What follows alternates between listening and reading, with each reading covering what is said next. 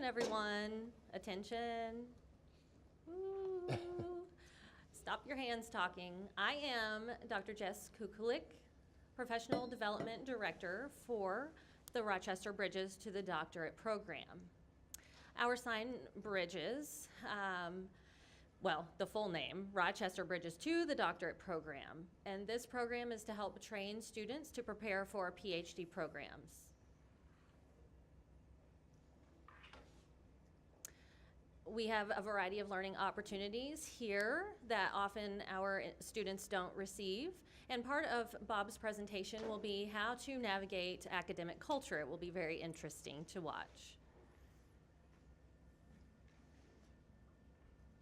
We do have some Bridges scholars here. If you would please stand.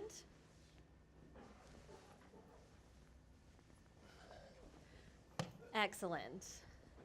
These are all of our scholars the current year. Last year, 4 scholars graduated and entered doctorate programs, and now we are focusing on the 3 of them. Well, one of them is not here today.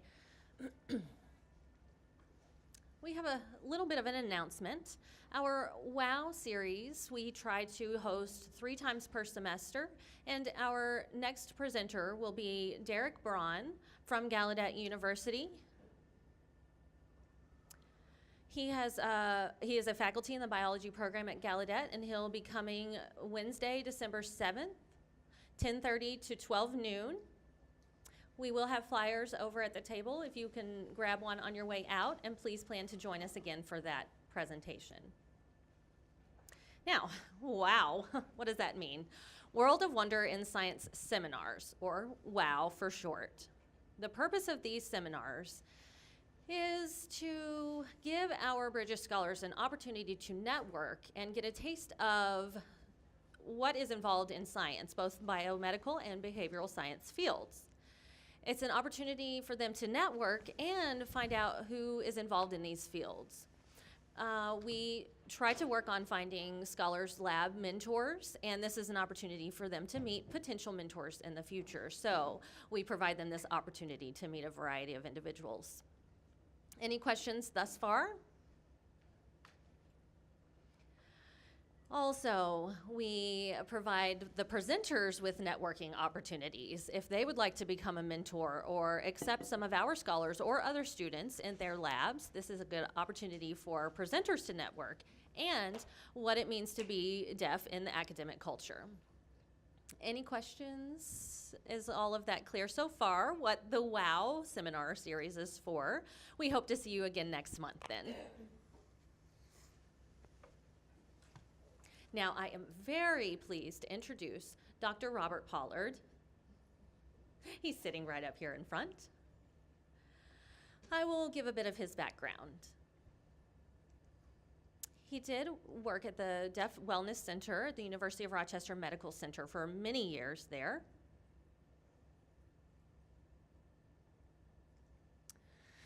Dr. Pollard has been involved in a variety of research over the years, receiving federal, national, and local awards. He has a plethora of experience with research. He is a psychologist and specializes in behavioral sciences. Altogether, he has received over $6 million in grants thus far. Congratulations for that.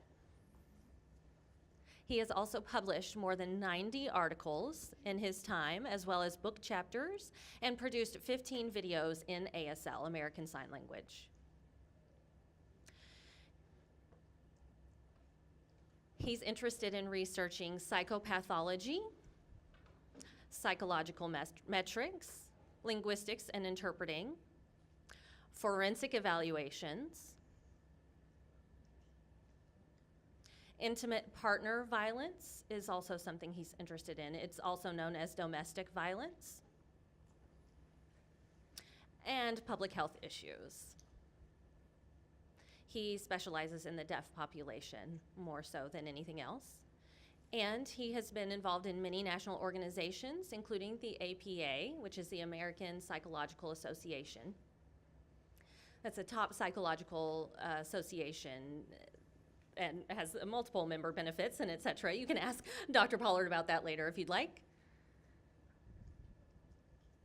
and he has been involved in the APA and deaf wellness as part of that involvement there. So please welcome Dr. Pollard now.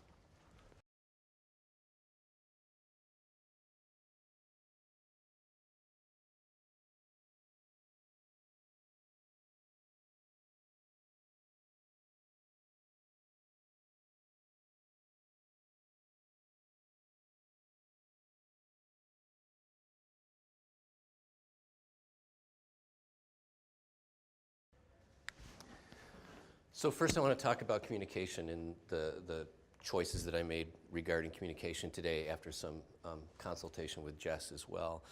In an audience like this, I mean, it's always a difficult decision for hearing signers to make decisions about exactly how we're going to prefer to communicate.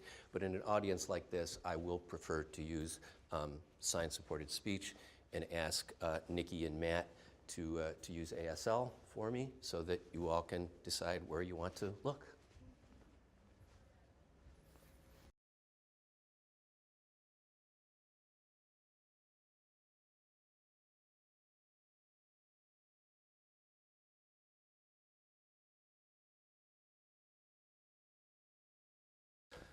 So the common question I'm always asked is, when did I become interested in deaf people and learn sign language and that sort of thing?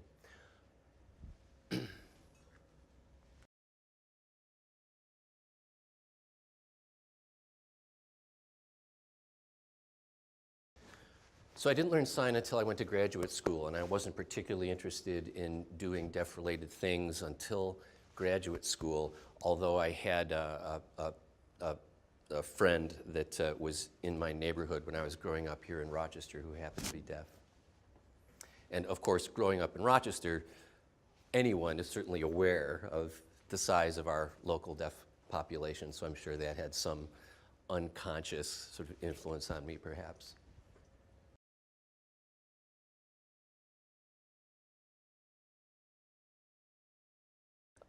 So I grew up here in Rochester, and I'm happy to be back as a hometown boy.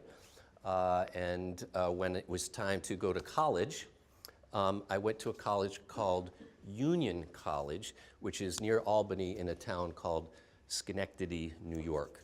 Small college, beautiful place. I lived there. My dad went to the same college. Oh, really? So your dad's an alum? What year did your dad graduate?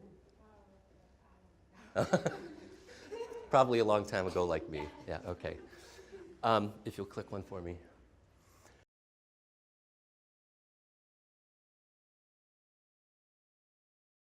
So when I was in high school, I was really interested in biology and medical things, and I actually picked Union because I thought I wanted to go to medical school.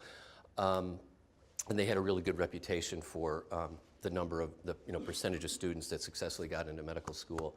But after a while, for a number of different reasons, and I'm smiling because some of them are a little, funny or embarrassing. So my first year in school, I got really enamored with working at the radio station and spent an enormous amount of time in the radio station and not doing my work. I also, for the first time, had a serious girlfriend, and that took a lot of time. So my first year in college, I didn't do particularly well. And my father was not happy with me, and I was not happy with myself. So my second year, I kind of dedicated more of my efforts to doing well in my studies. So I almost thought that I had to sort of give up the idea of going to medical school because I did so lousy in my first year in college. But by the end of 4 years in college, my grades were back up again, and I could have gone to medical school. But by that time, I was becoming much more interested in clinical psychology and decided I wanted to apply to a graduate school in clinical psychology. I actually got an award at college for the most improved psychology student. Next, please.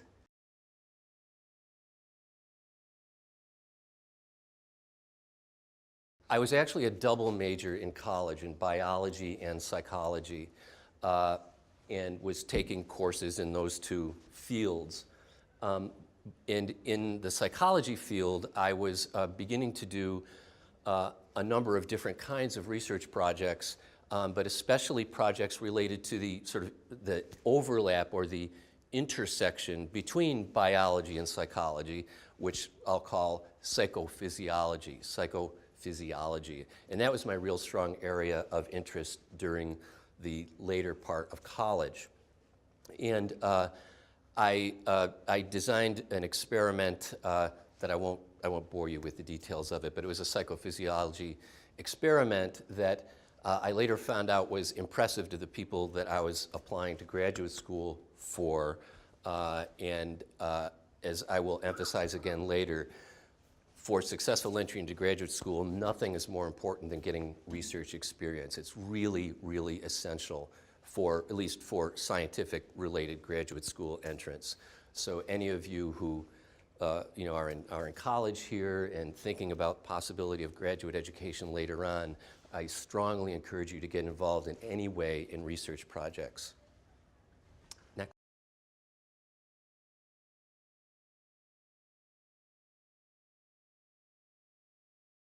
So I applied to several different graduate schools. For me, as a psychologist, and I wanted to become a psychologist, there was a wonderful resource from the American Psychological Association. It's a thick book that rates all of the APA-approved graduate programs and provides data about how many students they accept each year and financial aid and all sorts of things. And that book was really helpful to allow me to make a decision of where to apply for graduate school. And I forget how many graduate schools I applied to, probably 8 or so graduate schools. And I remember clearly the day that I got a letter from the University of Buffalo accepting me into their graduate program. And now understand, this was a long time ago. This would have been 1980, long before many of you were born. And at that time, the government had more financial resources that they were using to support students in science, et cetera. And so the University of Buffalo offered me a scholarship, free tuition plus like a paycheck every month, which was really great. But that was normal back at that time. It's not the same way now. And I did get into some other graduate school, but because I was a Rochester boy, I thought the idea of staying around Rochester would be great. My family was still here, et cetera. And I thought the program in Buffalo was attractive to me. Sometimes in psychology graduate schools, the school itself will have kind of a philosophy about the kind of psychology, especially the kind of clinical psychology orientation that they have, whether it's behavioral or cognitive behavioral or different kinds of clinical psychology orientations. But the University of Buffalo required that the students take a variety of different courses to get exposed to lots of different kinds of clinical psychology philosophies. So I liked that idea too. Next, please.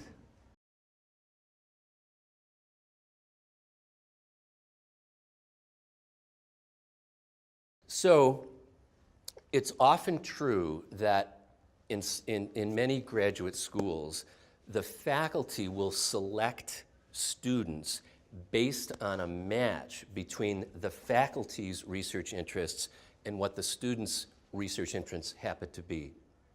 And so that was the situation there in Buffalo, where there was a person there, a faculty person there who was very well known in the psychophysiology world.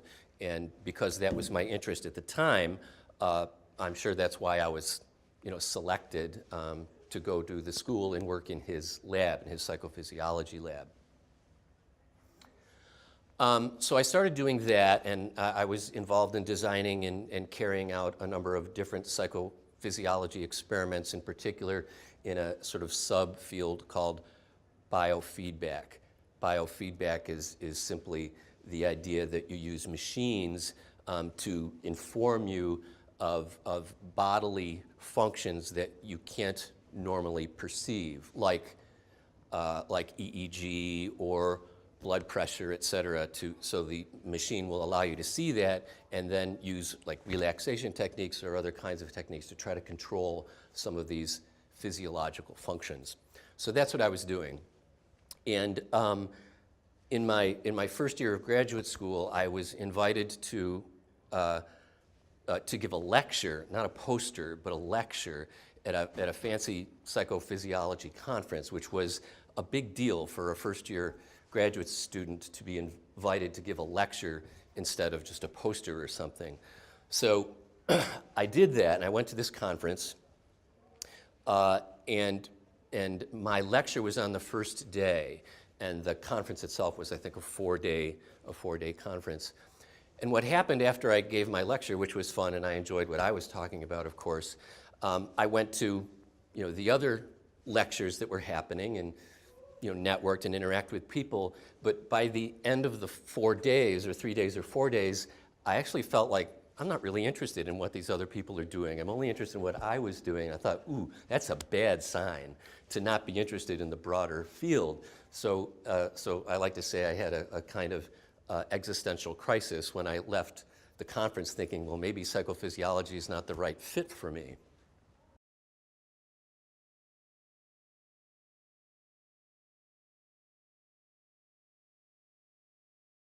So then I went home to Rochester. Well, I was visiting home, and it happened that my mother was on the board of directors of a local mental health agency. Maybe you've heard of this agency, DEPAUL, DePaul Mental Health Services. Well, I was working part-time for DePaul during graduate school. They had a lot of residential group homes for people with mental health problems, and I worked for them part-time while I was in graduate school. And anyway, one day during my existential crisis, my mother happened to tell me that at a board meeting that they made a decision that they wanted to open a group home for deaf adults with mental health problems. So this would have been about 1981, 1982. And I thought, well, that's interesting. Understand that psychophysiology is a very, very old field, very, very old field. Like the idea of perception, vision, hearing, taste, blah, blah, blah, our senses, et cetera, is a very old area of research. And so one of the things when I heard about this deaf group home idea was that, first of all, the idea of deaf mental health, anything, seemed like so new. Like, who's doing that? And, well, the answer is nobody was really doing that. And the idea of perhaps being able to serve an underserved population, that was attractive. The idea of sign language felt attractive. So for many reasons, it really struck me as something I wanted to look into as potentially solving my existential crisis. So in Buffalo, I happened to start taking sign language courses at St. Mary's School for the Deaf, which at that time, which is part of the story, which is that time was extremely strict signed exact English. So I was learning all exact English signing, ing, tion, have, had, was, all of that kind of thing, which I still can do now. In addition to taking the sign courses, I started doing more of my schoolwork on what's up with deaf mental health. Looking into what is the literature of deaf mental health, who's doing any kind of research, et cetera, about that topic. And understand this is like the early 1980s, and the answer is, almost nothing. There were some people in the 1950s doing some work, et cetera, but at that time, it wasn't really well developed.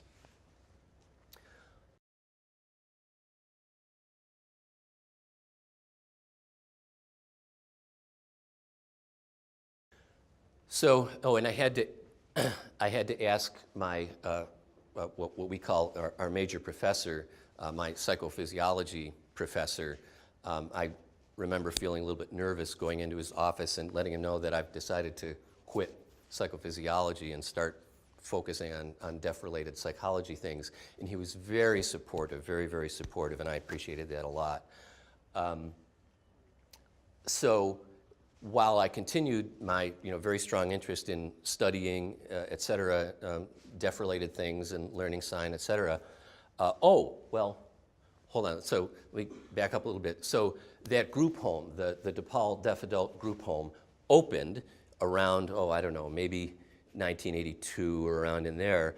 And so they had, obviously had several job openings. And so I applied with my wonderful sign English skills. And the manager of the group home, who some of you know is an NTID alumnus, his name is Keith Cagle. Some of you may know him. So Keith was the manager of the group home at that time, and there were several other wonderful staff people, all like very capital D deaf people, ASL users, no voice, et cetera, and all of the patients, of course, were deaf as well. So it was a complete immersion environment. And during my discussions with Keith about working there, he was wondering, you're almost finished with your PhD. Why do you want to work in this like really low level, basic, requires a high school degree, or maybe not even requires a high school degree situation? And I said, because I want to learn more and be involved with deaf people, et cetera. And so it felt to both of us like a kind of win-win situation. I already knew a lot more about mental health than most of the people on that staff. And of course, they could help me with sign and deaf culture, et cetera. So it felt like a nice combination. And understand also, back in the mid-1980s, you couldn't read a book about deaf culture. There was no books like that. So everything I learned about the deaf experience and deaf culture, et cetera, was through direct interaction. And actually, Keith had never worked with a hearing person in his whole life. He's from an all-deaf family from many generations. So Keith had never worked to any significant degree with a hearing person. And of course, I had very limited experience with deaf people. So we were like opposite ends of the experience of what each other is like. And actually, it happened that he and I began to have some misunderstandings with each other. I'll say conflicts, but that's a strong word. They weren't as strong as conflicts, but misunderstandings and a little bit like annoying each other. But we trusted each other very, very well. And when we had a misunderstanding or sort of a culture conflict, we would always sit down afterwards and discuss what happened. Why did this bother you, or why did this bother me? And it was through that experience that I learned more about deaf culture, and he learned more about hearing people. And actually, we began doing lectures around the country on the topic of deaf-hearing relations and cultural conflict. We got halfway through writing a book, but that never got completed, so oh well. Anyway, so while I was, by that time I was still really, really interested and committed now to changing my career and working on deaf-related things. But I didn't change my dissertation effort. And the reason why is because my dissertation happened to be on biofeedback, psychophysiology stuff.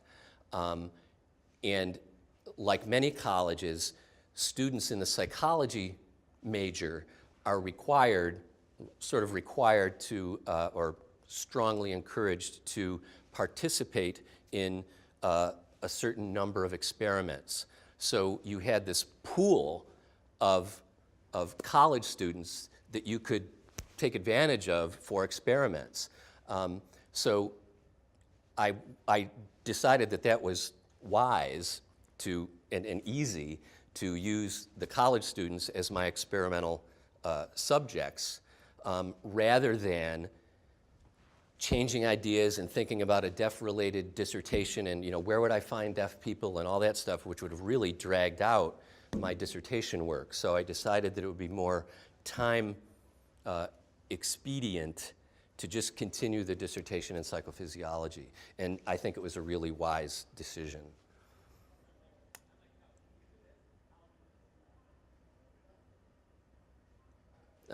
talk more about that last point a little bit later.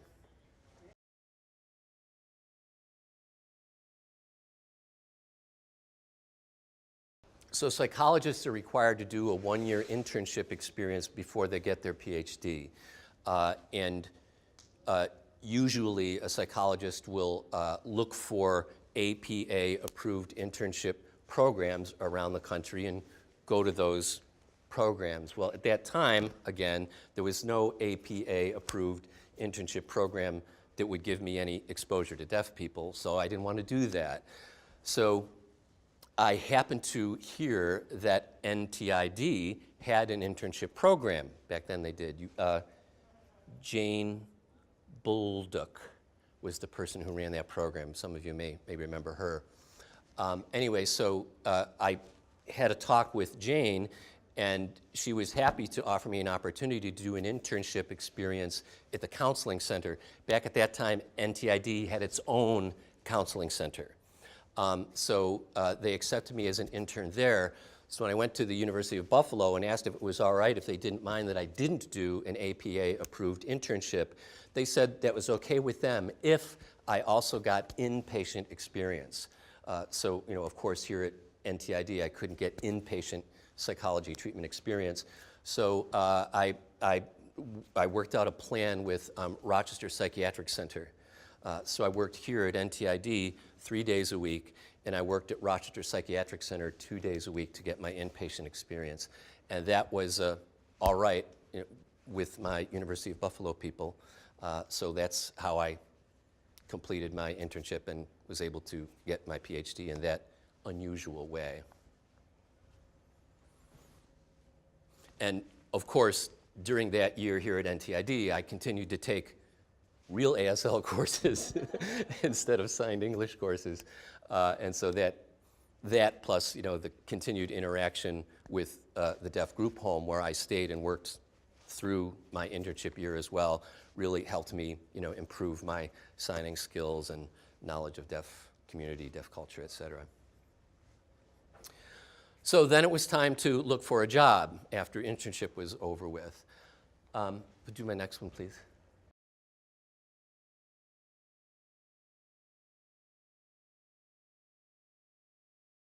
So, you know, this was before social media, and so looking for a job was a different kind of experience than it probably is for, you know, you all today. So there happened to be a directory of mental health services for deaf people in America. There wasn't many. I think maybe the directory had 25 or so addresses or programs. So I wrote a letter to all of them looking for work.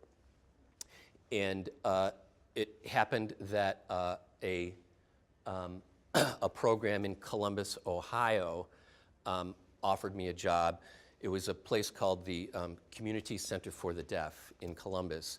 And Columbus, well, in that program, well, let me back up a little bit. So Ohio at that time had altogether 10 CCDs, Community Centers for the Deaf. And each CCD was like, you know, interpreter referral and just a variety of different kinds of services, you know, tax help for deaf people, et cetera. And almost all of the CCDs in Ohio were affiliated with a hearing and speech center, but the one in Columbus was affiliated with a mental health program. So it was a perfect fit for me because I needed supervision. Psychologists are required to have like lots and lots of hours of supervision under a licensed psychologist until we are able to take a licensing exam, et cetera. So the fact that the Columbus CCD was affiliated with a mental health program was perfect. There was a psychologist there who supervised me, even though he didn't know anything about deaf stuff. It was a hearing mental health agency. But it worked out well for me. So my job was to be the psychologist for the CCD, and as I said before, the other staff of CCD were like interpreters or sort of master's level counselors, et cetera. So it was a good experience for me. Next.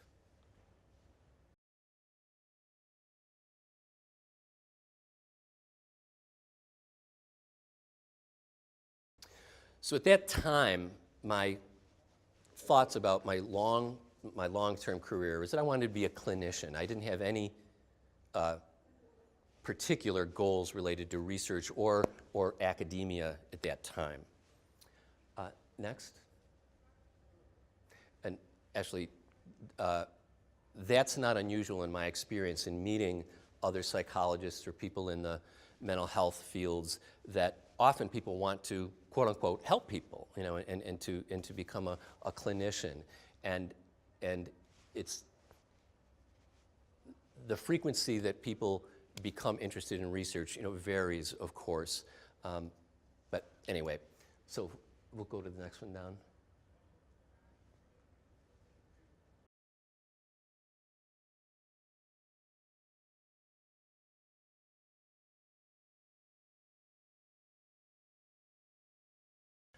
So after 1.5 years in Columbus, remember the letters that I sent out to the Directory of Services? Well, one of those letters came back to me. It had, you know that the post office, if you have, you know, the wrong address or a forwarding address, they put a yellow sticker on the letter and send it to the, you know, to the next place. That letter that I sent to this place in San Francisco that I'll tell you about had 2 of the yellow stickers on it. So I am sure, I mean, that, you know, convinced me there is a God. There has to be, because this letter, which was almost 2 years old, finally got to San Francisco, and they offered me a job.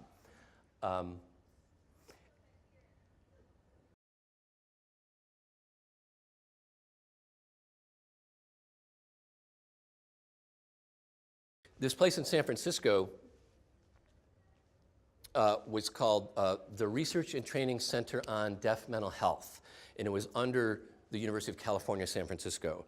And it had a pretty big staff, multidisciplinary staff, several psychologists, linguists, interpreters, some people whose expertise was deaf education, and it was just a fabulous environment. It was the most respected, most productive sort of deaf psychology, et cetera, program in the country.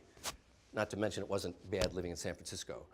So actually I remember saying that in Columbus that, oh, I'm ready, I'm on the next plane out, thank you very much. I enjoyed my time with you, but I'm not turning down San Francisco. So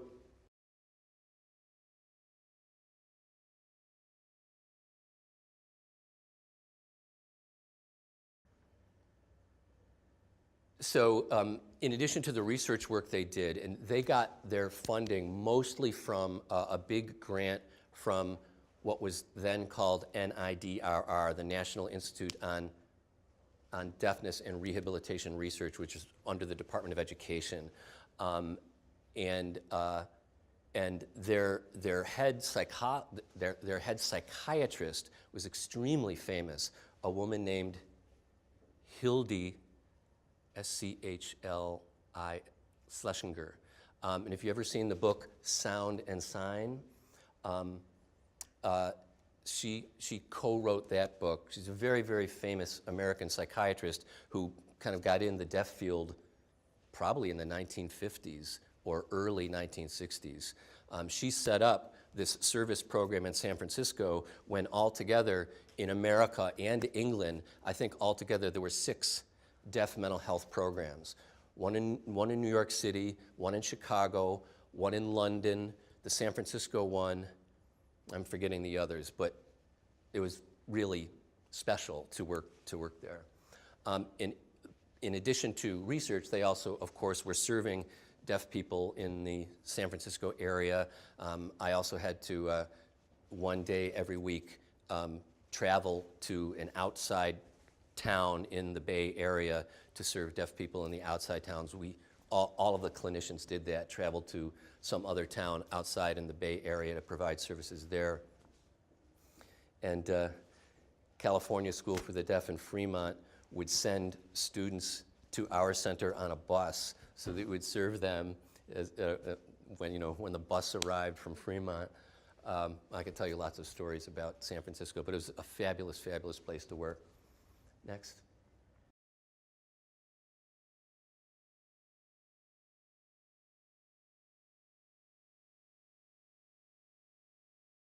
So it helped me learn a lot, and it helped me grow a lot,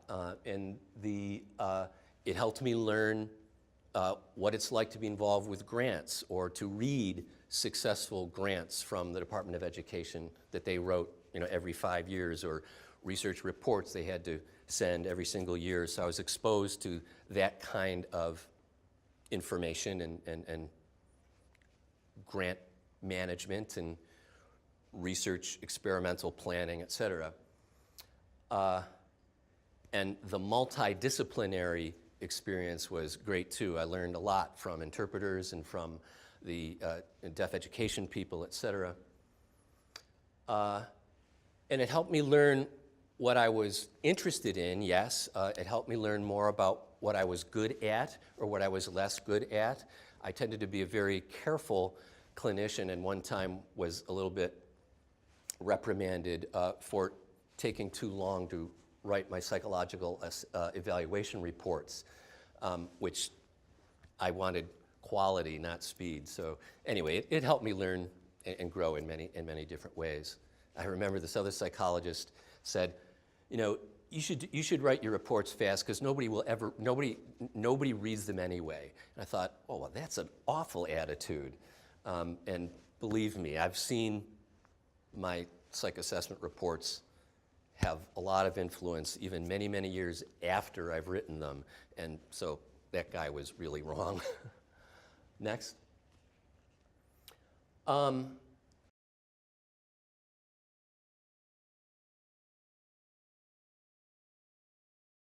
So I was there in San Francisco for 5 years, and for a number of different personal reasons and financial reasons, et cetera. It's hard to afford a house in San Francisco.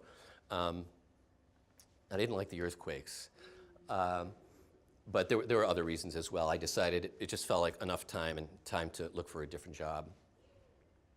And also, I disagreed with the fact that all of their research money was from NIDRR, because NIDRR had this 5-year grant opportunity related to deaf mental health, and they got that grant 3 times, so that was 15 years of deaf mental health funding.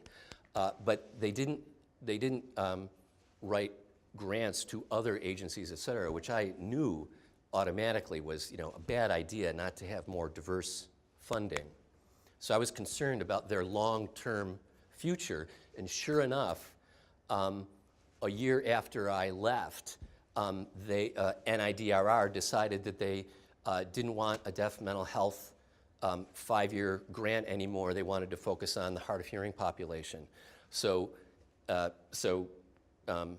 UCCD lost all that funding and had to lay off lots of people. So luckily, I left at a proper time.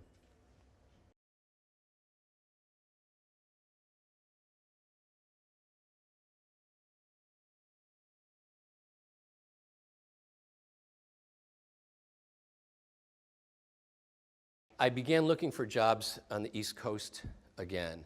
I went to Gallaudet because they had an opening for a clinical psychologist on their psychology department. And I was pretty interested in that idea, but I had an interesting conversation with one of the administrators at Gallaudet, and I asked him, what are the opportunities for professional promotion, et cetera, as a hearing person at Gallaudet? And he told me, quite honestly, and I thank him, not good. So that didn't have a big influence at the time, because I expected that answer and I respected that answer, but I just thought I'd share that with you as something interesting that happened.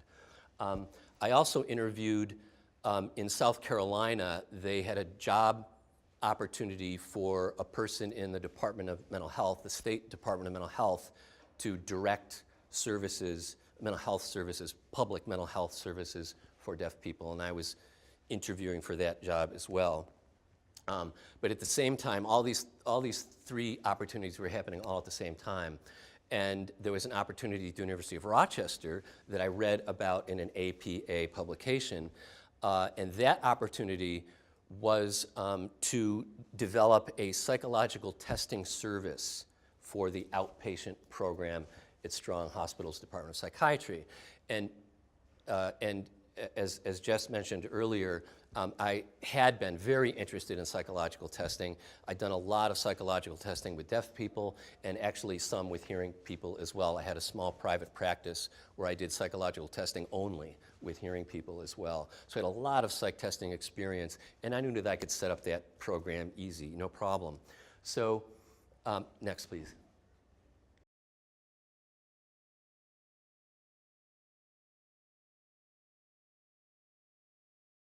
So I applied, and I knew that I would have to, explain to the department chairperson that my real interest was in deaf-related work, and that my long-term plans would be to establish services for deaf people at Strong Hospital, et cetera, and do research in that area.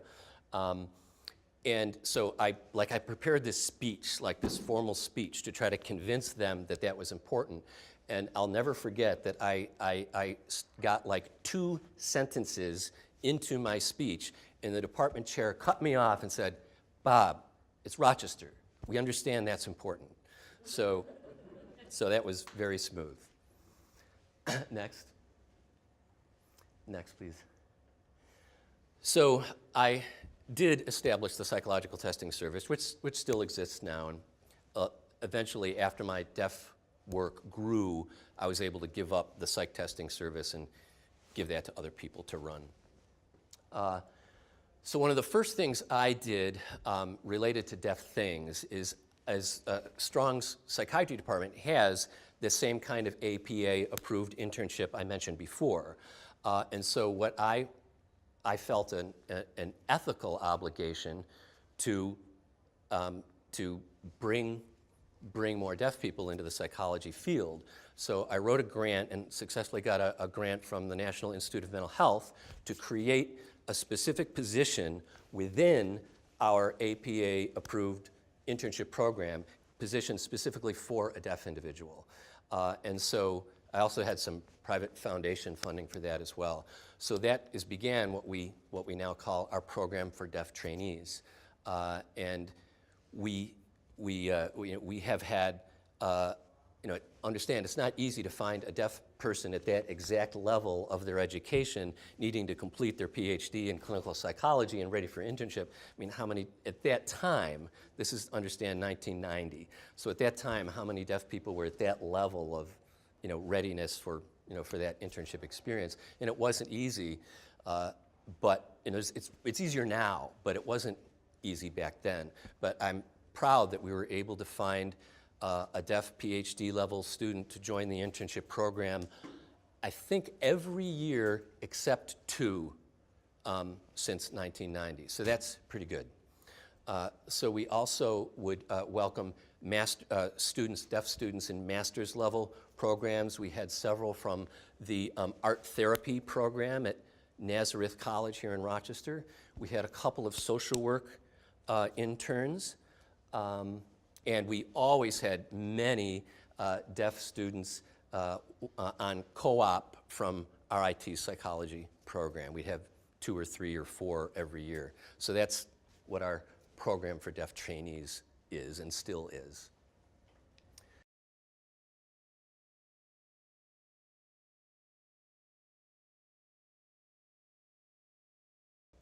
So that was the first sort of big step related to what I was doing, except I was serving deaf patients in the psychiatry department. Of course, the psychiatry department was serving deaf patients before, but always with interpreters. I was the first person with sign skills to be able to do that myself. And then the intern. So it was Bob and the intern for a couple of years until my boss came up to me one day and said, "Time to hire a partner." And so he gave me permission to create a faculty position for another psychologist.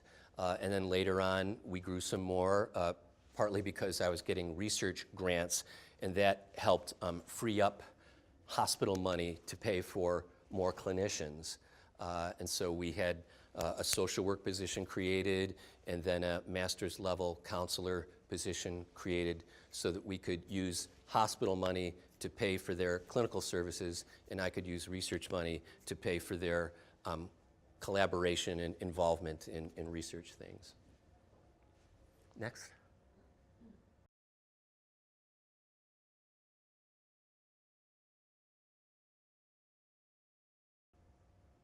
Also, as Jess mentioned before, we got a number of different contracts to create films in ASL. That's a lecture for another time, but we've gotten several contracts to do that because we do a really good job at that. And what we do is these contracts were always involving some kind of source material, maybe someone's website, especially from yes, thank you, Kathy. The CDC, the Centers for Disease Control, contracted with us to make a number of films for them, and we would start with their website and analyze it for what information was most important information, and then we'd make up a story about why would deaf people have some reason to be talking about this topic, and made sure that all the essential learning points were in the film somewhere. Plus, we'd throw in, some fun deaf culture things and video phones, et cetera, to make it more interesting and appealing to deaf audiences. And we actually found out that a couple of our films continue to be purchased by hearing people and hearing agencies, because hearing audiences are finding our films more interesting than the source material that we started with. So all the films have voice and captions, as well as all the deaf characters and sign language, so they're accessible to hearing people too, or mixed families of deaf and hearing people. We have a film on young women's health, et cetera, so that a mixed deaf hearing family could watch it together and discuss important women's health issues.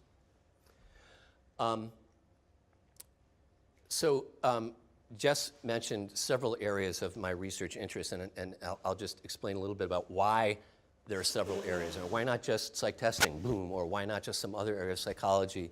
And that's not the kind of researcher I am. And when I was applying for this job as Associate Dean for Research, that was part of my emphasis in applying for this job, is it's not like Bob's gonna arrive here and follow his important personal research agenda, which is fine. It's important that some scientists do that, but that's not the kind of person I am. What excites me is to listen to other smart people who have smart ideas, and then feel like, oh, I can help you do that. I can help you accomplish that. I can write a grant to help you accomplish that, or mentor you, or write an article, et cetera. That's what really excites me, and so that's why my areas of experience and publications, et cetera, are relatively varied, because that's how I like to work, to collaborate with smart people who may not exactly have the proper skills to write a grant or design a research project, et cetera, but I can help with that, sort of in exchange for their interesting ideas, et cetera. So that's why during the job interview here, I sort of characterized myself as like looking through a telescope at many, many stars, instead of looking through a microscope at whatever I personally happen to be interested in. Next, please.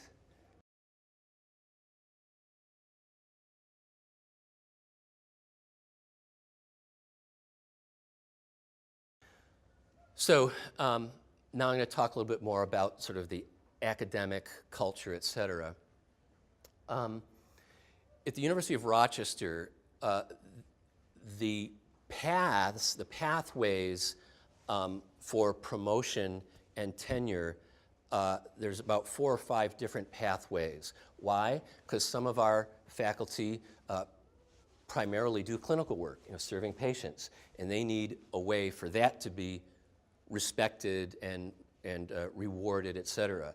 And some people at the U of R are researchers, and they need their particular pathway for promotion and tenure, et cetera. And some people do a mixture of several things, which happened to be my track to promotion, was sort of the mixed activities track. So regarding advice to you all who are thinking about academic careers, is it's really important to know the rules related to promotion and tenure, and sort of keep your eye on what those rules are, and pursue them with good advice, et cetera. But make sure you're choosing a track that fits your interests, and that your mentors or supervisors, et cetera, will support. Next.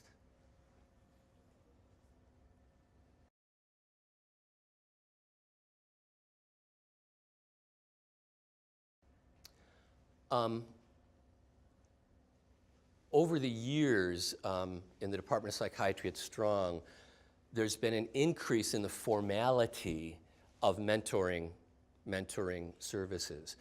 Now, each faculty member is assigned 2 mentors to work with, and there's pretty rigid oversight of writing your 5-year career development plan, et cetera, and the meetings with mentors, et cetera.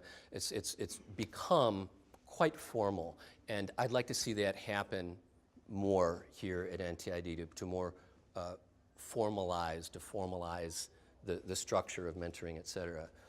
Especially because I've learned enough now in 3 months on the job that we have a wonderful pool of relatively young faculty who have wonderful potential, but we don't have a lot of sort of mid-career faculty to help mentor them successfully. And we have some, yes, but not as many as I would like. So I think the idea of formalizing the mentoring situation here is an important thing for myself to keep in mind and promote.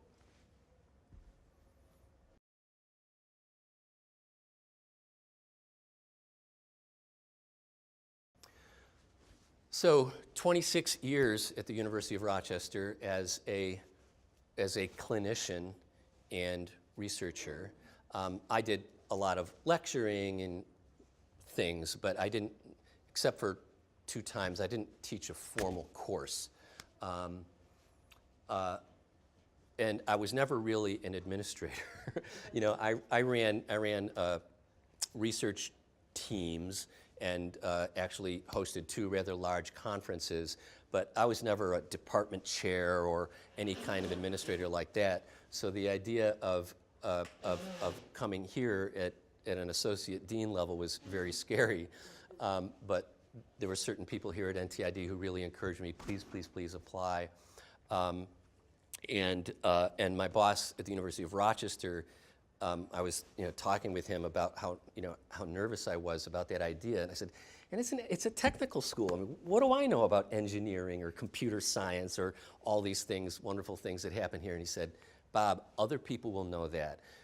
This job is a people skills job, and you have that. So, and organization, which I'm good at organizing things. So anyway, that helped reduce my fears, and eventually, one thing led to another, and here I am for 3 months.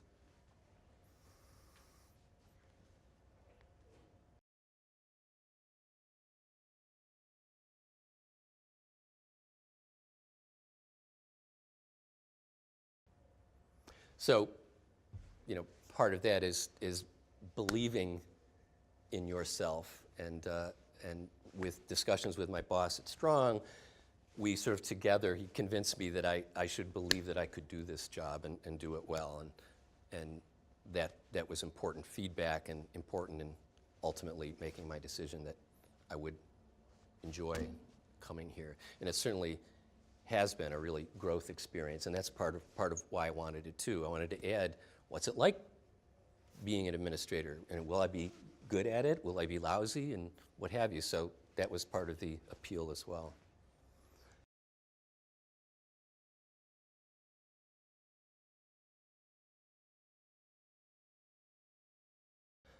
So I'm getting ready to sum up in just a moment. Let me just go to a few.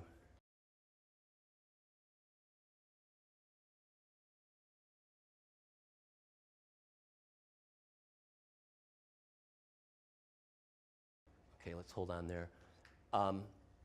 So what's worked for me in my professional and academic career? I would say, and I always have said, number one is writing skill.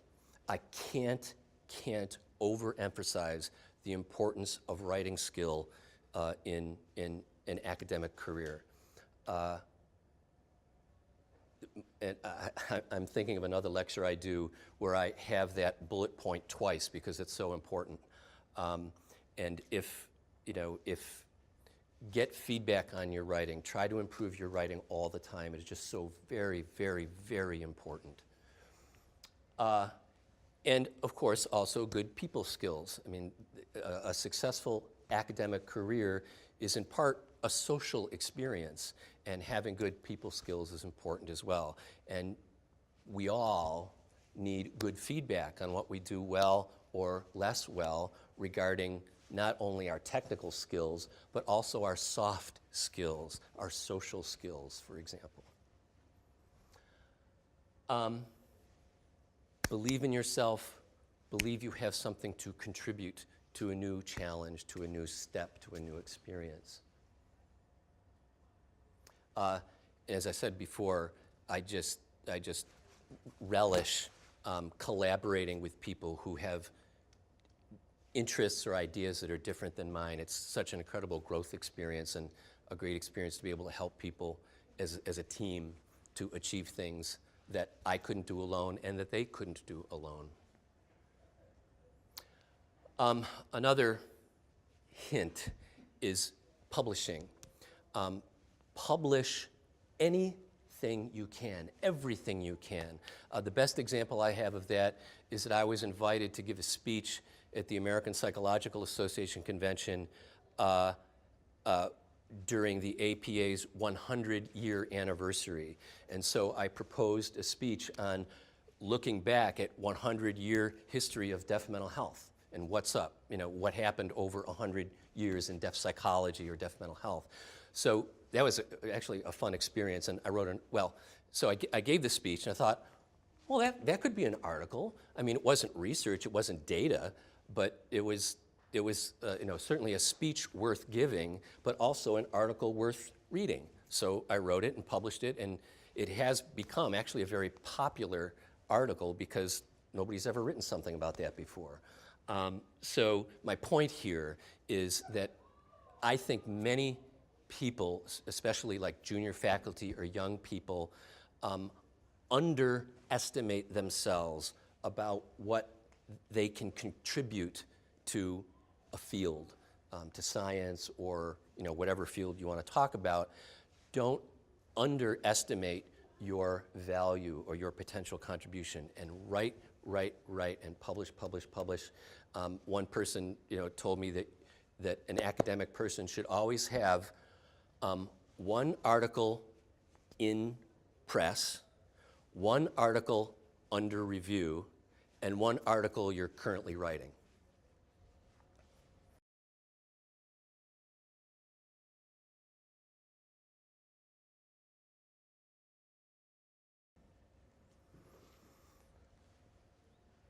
And you have to be an advocate for yourself. I remember, it's just my boss at Strong Hospital. Strong Hospital was so wise. One time I remember him telling me, Bob, I wanted to ask for something, and I felt, shy or hesitant, about asking for whatever it was. And he said, Bob, your job is to advocate for what you need and what the Deaf Wellness Center needs. That's your job, and I'll never forget that.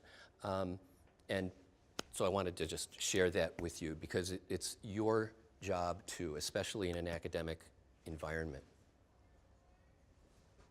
Oh, next, please.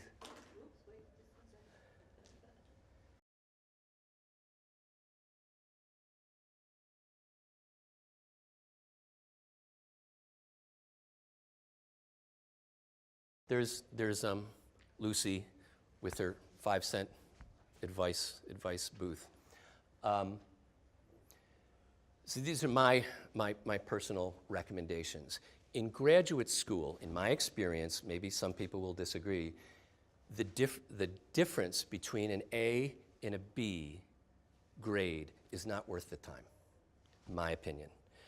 If you can save time by doing well enough to get a B in graduate school, then use that time you've saved to focus on your dissertation. That's my personal advice. I actually left graduate school a year early than my other peers because of that. I got some A's, but I also got a lot of B's, which was, in my opinion, wise. One time I was giving advice to someone, and I said, your job is to be famous. That's your job in the academic world. And really, that's a simple, succinct way to say it. That's your job. When time comes for promotion, tenure, et cetera, the committee will send out requests for letters from people, around the country or internationally, and those letters better say, I know that person's, I know them, they do this, they do that, they're leaders in this, they're leaders in that. And that's the kind of letter and reputation that you have to be successful in, the higher level promotions and tenures. As I said, social skills do matter, and writing is so very important. And take advantage of opportunities to network and collaborate with people outside of this, the Rochester area, wherever you live in the future. National collaboration and international collaboration, first of all, is a great growth experience, but secondly, is great for your career. Next.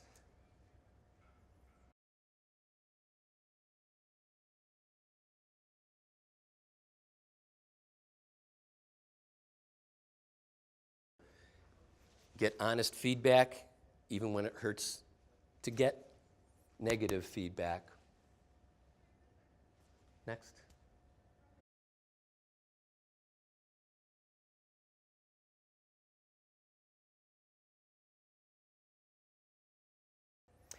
And be persistent. It's right now in the National Institutes of Health grant world, it's normal and completely expected that your first application will be turned down, and that you improve it with the feedback that the committee gives you, and then you resubmit next time with improvements. And that's normal in the NIH world. So you have to be persistent. You can't give up even though you worked hard on writing a grant or writing an article, et cetera, and it wasn't accepted the first time. You always get feedback, whether you're writing grants or writing articles, et cetera. Use that feedback and be persistent. Next. And advocate for yourself, because nobody else probably will. Next.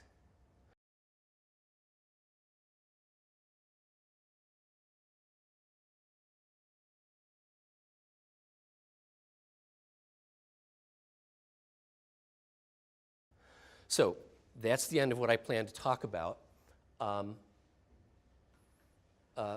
My door is usually open. My office is across from Jerry Buckley's suite. I'm in the other suite across the hall. First door on the right, 2849. I welcome conversations with lots of different kinds of people. I love talking to students, so you're welcome anytime. So believe in your potential and find allies to help you through your career progress. The end. Thank you. Thank you so much for your wonderful presentation, Bob.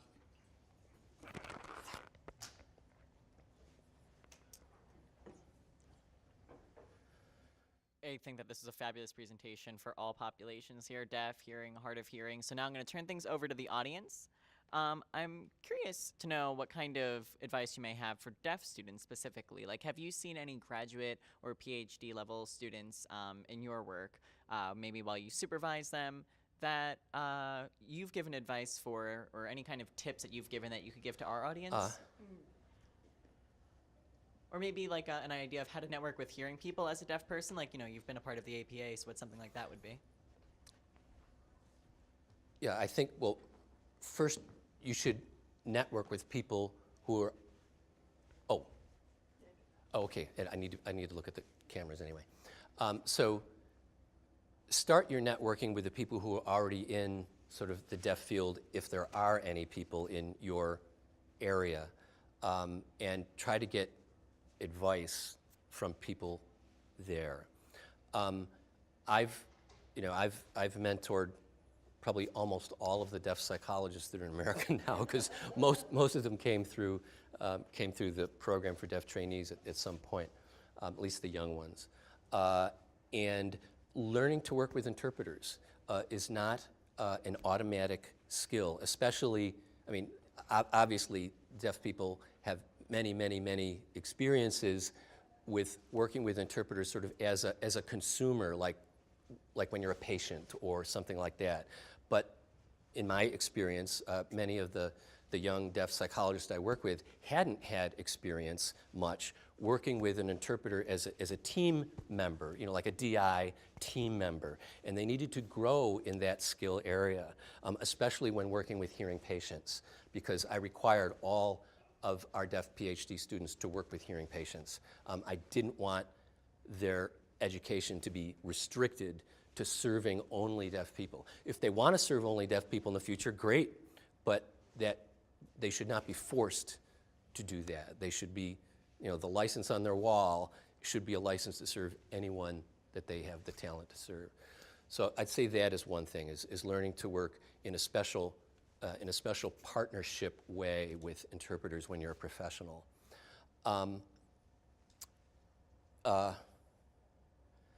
Writing is always important, and of course, many deaf people have more room to improve their writing skills, and I focus on that a lot with the deaf people I mentor. So those are the two ideas that come to mind right now.